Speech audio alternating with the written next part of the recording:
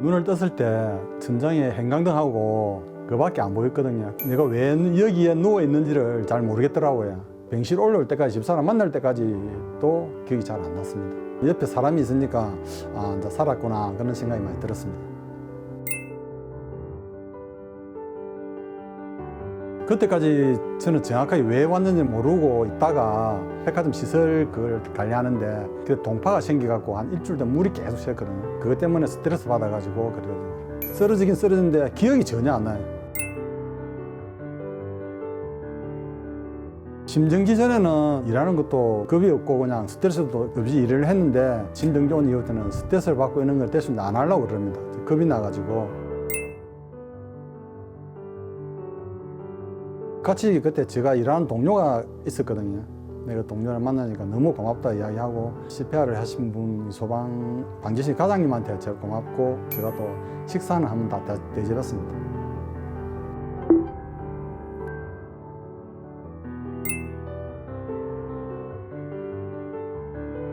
농구를 하고 있었고 한 쿼터가 뛴 뒤에 이제 잠깐 쉬고 있는 사이에 갑자기 뭐 통증이나 이런 거 전혀 없이 그냥 스르륵 의식을 잃었어요. 네네네.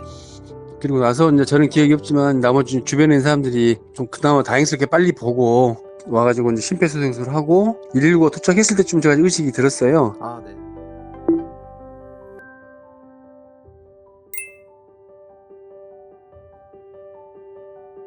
폐 기능이 많이 줄었죠. 심폐소생술을 하다 네네네. 보니까 갈비뼈 손상도 좀 있었고 해가지고 네. 아무래도 오래 누워 있다 보니까 근육량도 많이 감소해서 제대로 활동하는데 어려움도 있었고 그랬던 것 같습니다.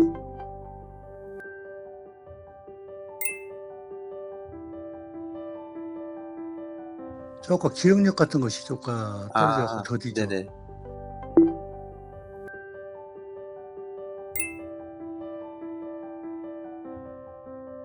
제가 5시 몇 분인가 새벽에 들어와서 직원들한테 샤워하고 온다고 얘기를 하고 이제 샤워를 하러 갔다 대기실에 저희 쉬는 공간이 있어서 앉아서 얘기하다가 혀를 깨물면서 손을 비틀고 그대로 앉은 자리에서 그냥 옆으로 누웠다고 하더라고요.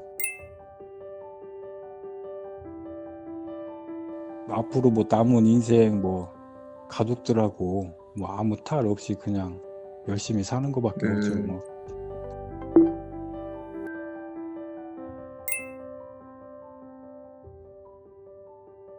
제가 조선대학교 사범대학에서 교사로서 연수를 받던 중에 점심시간에 외부에 잠깐 그 밖에 벤치 거기서 점심을 먹고 있다가 그때 옆에 있던 나무에 아마 번개가 쳐서 같이 있던 제가 좀 사고를 당했던 걸로 알고 있습니다. 최근에 이제 삶의 다양한 곳에서 안전사고들이 많이 발생하고 있습니다. 저도 이제 그런 안전사고의 이제 피해자 중에 한 명이기도 했었는데요. 그럴 때일수록 저희가 이제 평소에는 무심히 그냥 넘어갈 수 있는 심폐소생술 교육 같은 거, 그리고 이제 건물에 배치되어 있는 심장 자동 충격기 위치 같은 그런 것들을 미리 알고 있고 관심을 가지고 지켜볼 수 있다면은 생존자들이 더 많이 확산될 수 있을 거라 생각해서 그런 심폐소생술 교육이나 안전교육이 앞으로도 더 많이 확산되고 또 많은 분들이 관심을 가져주셨으면 더 좋을 것 같습니다.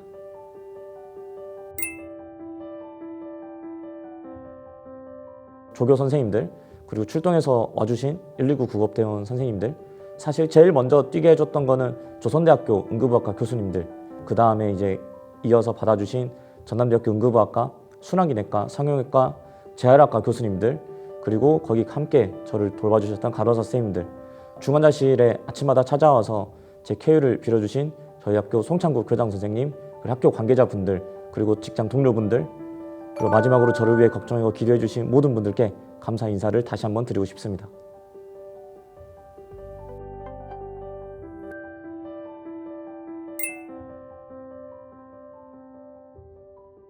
목이 말라서 집사람한테 물을 주라고 했거든요.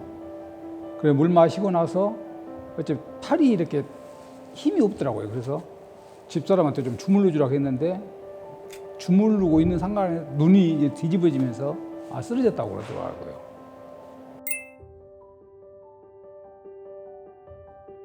좀 가족력이 좀 있었거든요.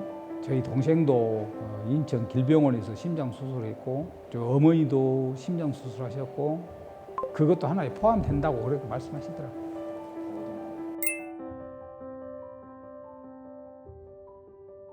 지금은 집사람한테는 너무너무 이제 고맙죠. 그래서 항상 말을 하더라도 예쁘게 항상 하고, 집사람이 혹시 짜증나는 일이 있다 하더라도 절대로 저는 지금 화를 안 내고 있습니다. 그래서 하여튼 너무 고맙다는 말, 다시 내 인생을 이렇게 제2의 인생을 살게 해준 우리 집사람한테 너무 고맙다고 전하고 싶습니다.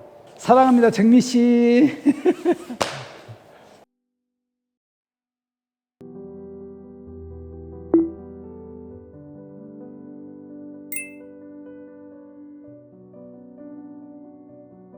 광주지사 제설 작업을 끝나고 이제 근무자 4명이 같이 쉬고 있는데 갑자기 한 직원분이 복통을 호송하면서 쓰러지셨거든요. 쓰러지시면서 두 분은 CPR과 마사지를 병행하고 이제 저는 주위 사람에 알리고 그 다음에 통로 확보, 기관 연락 그걸 주로 하였습니다. 구급대원은 계속 통화를 하면서 이렇게 조치를 해라. 전화로 오더가 오고 온 것은 5분 안에 빨리 왔던 것 같아요. 비교적 빨리 와가지고 구급대는 확실히 빨리 이송이 가능하더라고요. 그래서 대학병원에서 빠른 조치가 이뤘던 것 같습니다. 미동도 없고 얼굴은 창백해지고 와 정말 당황스럽더라고요. 이런 일이 내기에서 생기다니. 저희는 그때 전북에서 지원 나와가지고 있는 상태였기 때문에 따로 있었거든요. 독립된 공간에서 쉬고 있었기 때문에 그러니까 이걸 빨리 알려야지, 도움을 알려야 되는 생각밖에 저는 안 들었어요. 일단 알려야겠다. 알려야지 이게 어떻게 빨리 처치가 되고 그럴 것 같아서 그게 가장 1순위로 생각하고 있었습니다. 이런 교육은 해마다 저희 회사 같은 경우에는 1회 이상은 받고 있거든요. 그리고 따로 이제 동호회나 이런 데에서도 요즘은 다 알려주는 데가 있어가지고 교육도 받고 하는 편이라 그런 부분은 어느 정도 알고 있는데 실제 실행을 하길 줄은 몰랐죠. 저 아니면 안 된다는 그런 생각을 갖고 다시 새 삶이라고 저는 생각하거든요. 그거에 대해 감사히 여기면서 생각을 좀 행복하게 그렇게 하면서 자기 건강관리를 더욱 조심하면서 발전해 나갔으면 좋겠습니다.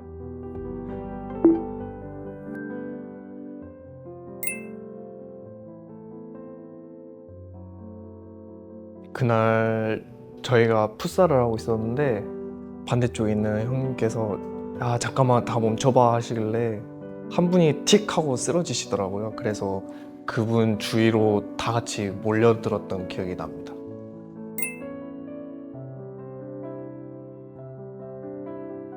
일단 다 공에 정신이 팔려 있다 보니까 무슨 상황인지 잘 인지가 안 돼서 멈춰보라 했는데 사람이 쓰러져 있으니까 일단 환자라고 생각하고 일단 상태 확인하려고 일단 뛰어갔던 기억이 나네요.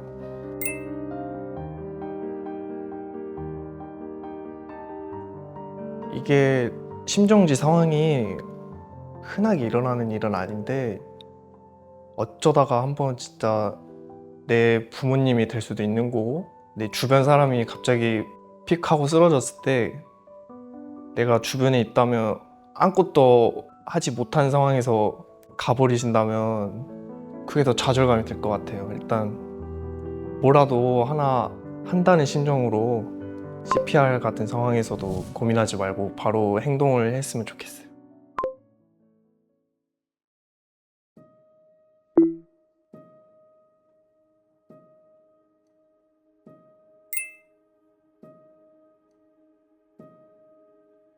현장에서 상황이 발생했을 때 주 처치자로 응급처치와 그리고 의료 지도에 따른 업무를 수행을 하고 있습니다.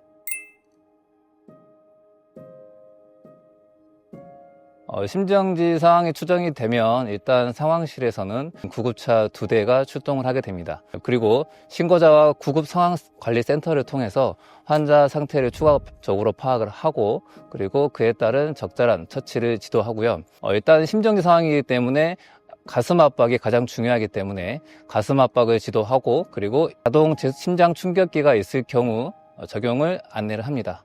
출동하는 구급대의 경우는 상황실로부터 전달 지령받은 상황을 토대로 필요한 장비를 소지하고 빠른 시간 내에 도착을 하게 됩니다. 현장에서 도착한 구대의 구급대는 각자의 부여된 임무에 맞게 전문 심폐소생술을 진행을 하고요. 그리고 소생했을 경우 집중 치료가 가능한 응급의료 기관으로 이송을 하게 됩니다.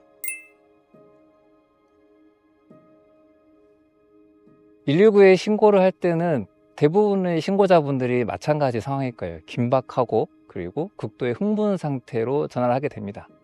물론 흥분하게 되면 본인이 하고 싶은 말도 많을 거고 그러게 되면 중요한 정보 전달이 되지 않습니다. 저희가 꼭 듣고 싶은 말은 환자의 상태 그리고 환자의 주소입니다. 저희가 추가적인 상태를 파악을 하고 그에 따른 장비 등도 소지하고 환자에게 접촉을 해야 되기 때문에 환자 상태 파악을 위해서 여러 가지 질문을 하게 됩니다. 저희 질문에 답변해 주시면 저희가 최대한 빠르고 안전하게 응급처치할 수 있도록 하겠습니다.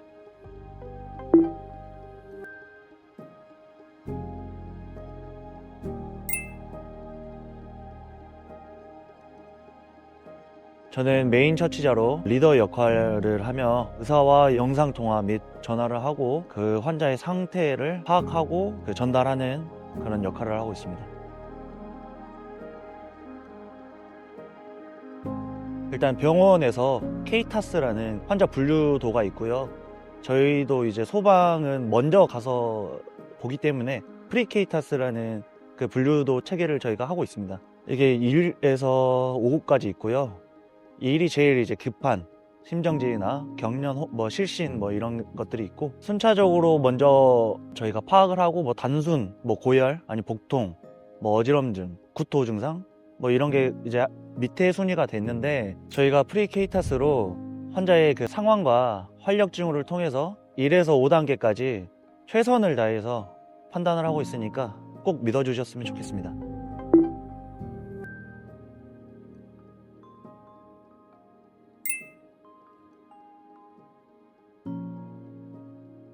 현재 구급대원으로서 현장 응급처치를 담당하고 있습니다. 저는 이제 실제로 구급 현장에 나가서 심장 충격기로 맥박을 확인하고요. 실제로 심정지 환자의 경우에 저는 보통 이제 인공호흡을 담당하고 동료 확보 및 약물 투여 쪽으로 전담 마크하고 있고요. 이제 상황이 여의치 않거나 저희가 이제 대기 근무가 있는 경우 가슴 압박도 같이 하고 있습니다.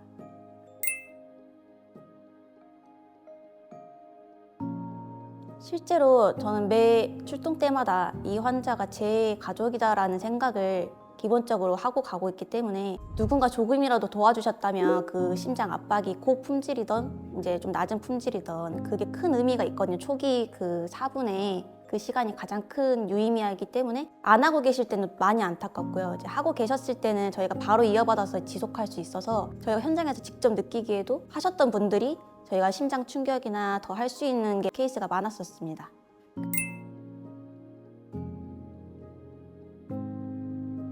전 사람 사는 것이 다 도와가면서 살아야 된다고 생각하는 사람으로서 이 일이 아니더라도 제가 아무런 장비가 없다고 하더라도 기본적으로 사람이 쓰러져 있으면 먼저 가서 확인은 해볼 것 같습니다. 두려워하지 마시고 실제로 그렇게 큰 불이익이 가는 경우는 드물기 때문에 신고와 아니면 초기적으로 이물질 제거 이 정도라도 조금이라도 도와주시면 저희가 갔을 때 처치가 훨씬 더 수월하게 합니다.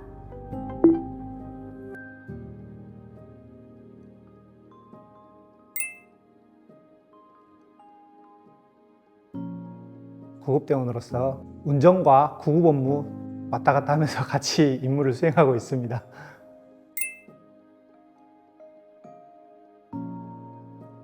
근데 이제 저희 같은 경우에는 맥박 확인, 호흡 확인, 의식 확인, 심장 충격기를 이용한 심장이 현재 뛰는지 안 뛰는지 확인 이렇게 여러 가지로 빠르게 확인을 하고 있습니다.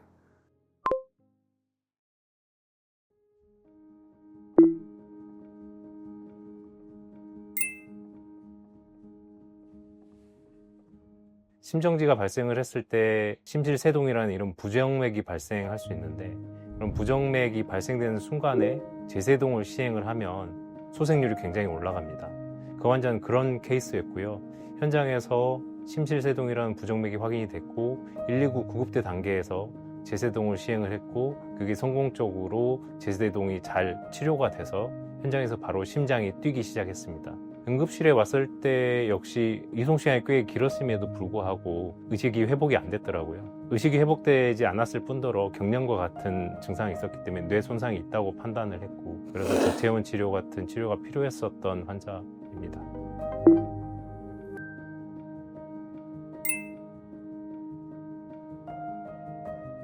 처음에는 입원하셨을 때부터 해서 경련이 조금 심한 상태였고 치료를 하는 동안에도 계속 경련이 심하셔가지고 진정제를 계속 사용을 할 수밖에 없는 상황이었고 그래서 저체온 치료를 하는 과정에서도 의식 회복을 하기가 조금 어려운 상황이었습니다. 다행히도 환자분이 의식을 되찾으셔가지고 한 4일째 되던 날에 의식을 되찾고 이제 식사를 하는 모습을 발견을 했거든요. 그래서 이제 그런 모습을 보고 조금 감동을 좀 받았는데 환자분이 보통 누워 계시면 의식을 되찾기가 조금 힘든 상황들이 많은데 그 환자분은 입원한 지 며칠 만에 의식을 되찾고 식사를 하시고 그런 모습을 보게 되었습니다.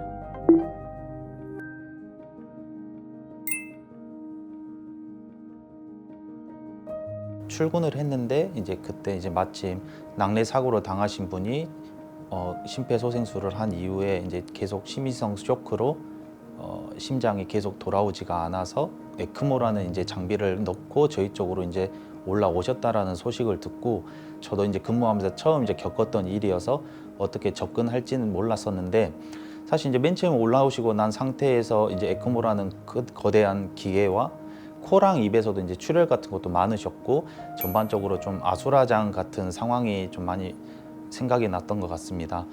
사실 이제 그 이후에 심장과 더불어 이제 심폐소생술 이후 저체온 치료라는 치료를 하면서 다행히 의식은 돌아오셨고 또 의식이 돌아오는 상황에서 일단 저희는 한번 이제 안도의 숨을 내쉬었던 것 같고 그 이후에도 신장도 이제 심폐소생술 이후에 이제 후유증이었을 것 같기는 한데 이제 신장 상태도 많이 안 좋아지셔가지고 추가적으로 투석 치료까지 시행을 했었습니다.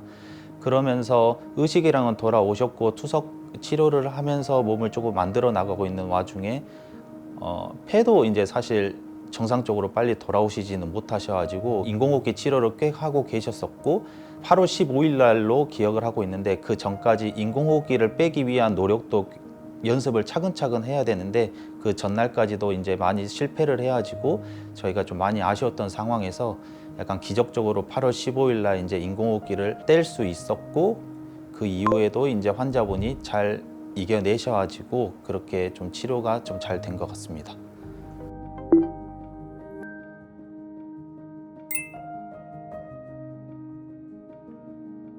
처음에 조선대학교에서 낙뢰 사고가 발생했다고 얘기를 들었습니다.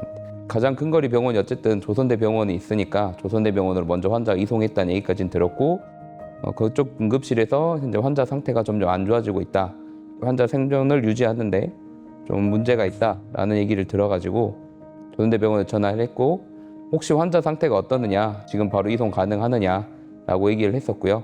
그쪽에서도 지금 현재 환자가 기계호흡을 유지 중에도 불구하고 산소포화도가 나오지 않고 있다라는 얘기를 듣고 현재 에크모가 가능한 병원이 전남대학교 병원이니 이송했으면 좋겠다라고 이제 답변을 들어서 빠르게 신속하게 이송해 주라라고 이제 그렇게 해서 이제 환자가 오게 됐을 때 저희가 봤을 때도 당장 심정지가 발생하진 않았지만 신체적으로 심장과 폐에 지금 많은 무리가 돼 있는 상태여서 환자가 즉각적으로 호흡이 자발적으로 유지가 되지 않을 것 같은 그런 상태여서 에크모를 시술을 시행했고 바로 중환자실 치료를 진행했던 환자로 기억하고 있습니다.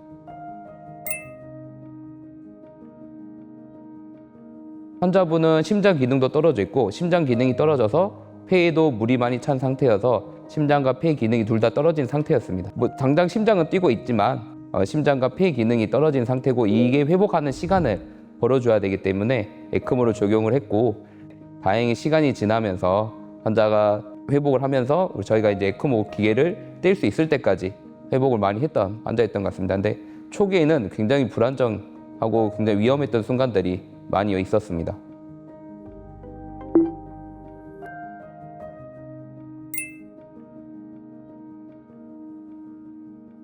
네, 응급실에서 환자분이 통증하고 소리에 반응을 하셔서 뇌소생 가능성의 회복이 있다고 하시고 중환자실에 올라오셨어요. 그래서 중환자실에서 저체온 치료랑 하고 계셨는데 갑자기 밤 10시쯤에 모니터에 경보음이 울리기 시작했고 가서 보니 환자분의 심장에 심실세동이 일어나기 시작하셨어요.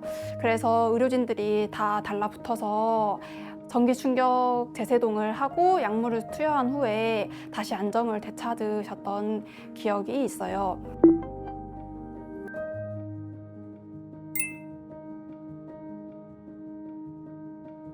보통 이러한 병원 전 단계에서 가족과 119 대원들의 빠른 조치와 적절한 대응이 있다면 대부분 예우는 좋습니다.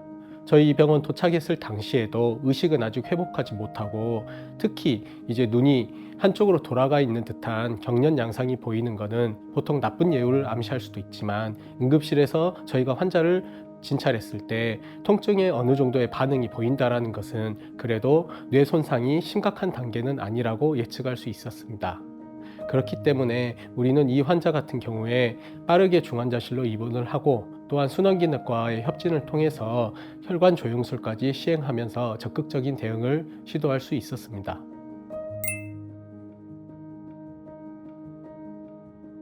우리나라 같은 경우에는 중증도 분류체계라는 그런 공식적인 해법이 있습니다. 케이타스라는 단계를 통해서 1등급부터 5등급까지 응급실에 내원하는 즉시 환자의 혈압이라든지 환자의 주증상, 통증 점수 이런 걸 통해서 분류를 하고 있고 그를 통해서 1등급, 2등급 같은 중증 환자와 이제 3, 4, 5 같은 이제 비중증 환자를 나누고 있습니다. 저는 단순하게 말합니다.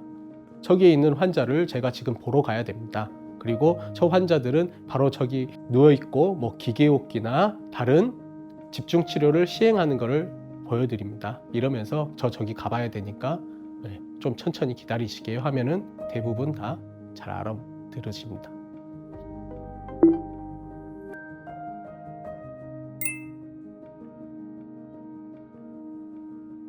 환자분이 이제 그 당시에 깨어나셨을 때 이제 당시 상황이 생각이 나는데요. 이제 환자분한테 가서 환자분 제 목소리가 들리면 제 손 한번 잡아주세요 이랬는데 바로 제 손을 딱 이렇게 잡아주셔가지고 보고 이제 기뻐가지고 이제 채팅에 심프로베이 가능함 이렇게 남기고 그때 담당 교수님이셨던 조영수 교수님께 가가지고 이제 환자분이 이렇게 반응을 하셨다 이렇게 했던 기억이 정말 크게 남고 있습니다.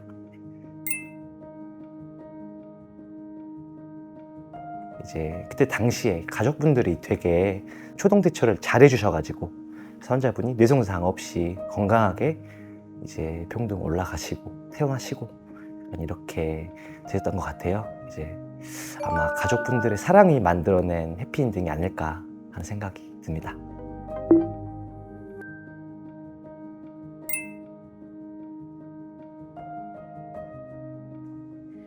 이제 환자분이 저체온 치료를 시작하기 전에 뇌에 관련돼 가지고 CT나 이런 여러 가지 검사는 하는데 이제 거기 검사 결과 상에서 이제 뇌 부종이 조금 심하다고 나오신 상황이어가지고 사실 이제 저체온 치료가 끝나도 온전하게 의식을 회복하실 수 있을지 없을지가 조금 예측하기가 어려운 상황이셔가지고 이제 그거 관련해서도 의료진 분들께서도 이제 가족분들한테 얘기하시고 하셨는데 이제 저희 응급의학과 교수님들이나 여러 의료진 분들이 끝까지 포기하지 않고 가족분들과 마음을 이제 합심해가지고 저체온 치료를 통해서 이제 환자분이 저체온 치료가 끝남과 동시에 이제 의식이 깨기 시작하셔가지고 되게 기적 같은 상황이 발생되었던 경우였습니다.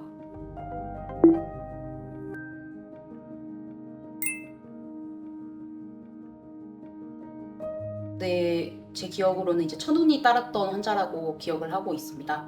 저희가 심정지 환자 같은 경우에는 초기에 원인 감별이나 아니면 예후 같은 걸 확인을 하기 위해서 머리 CT를 찍게 되는데 초기 CT에서는 환자분이 뇌부종이 어느 정도 있는 상태라서 마냥 좀 낙관적인 상황은 아니었습니다. 그래서 위험한 상황이었죠.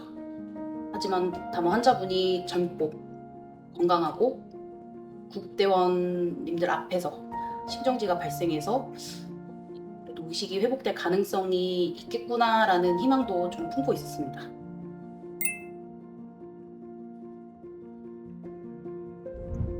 응급실이 과밀된 상태면 사실 저희가 경증이든 중증이든 좀 환자를 받기가 어려워집니다. 이런 것들 때문에 실제로 응급실로 뭐 자원을 하거나 여러모로 환자분들이 많이 포화가 되면 그만큼 중증 환자분들이 올 수 있는 그 기회를 놓치게 되고 혹은 중증으로 넘어갈 수 있는 그런 중간 위험 환자분들 또한 좀 치료 시기를 놓칠 가능성이 생기지 않을까라는 생각이 듭니다.